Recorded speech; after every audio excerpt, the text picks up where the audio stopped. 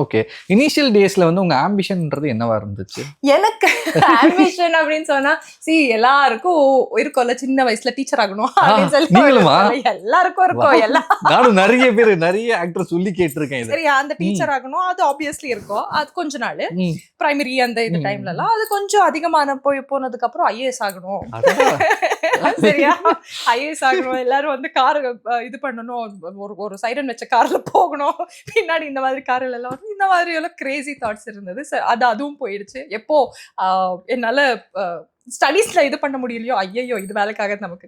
அதுக்கப்புறம் LLB lawyer ஆகணும் அப்படின்னு பயங்கரம் இது வந்துச்சு. அது ட்ரையும் பண்ணேன். பட் என்னால ஃபினிஷ் பண்ண முடியல. Because I'm law student again.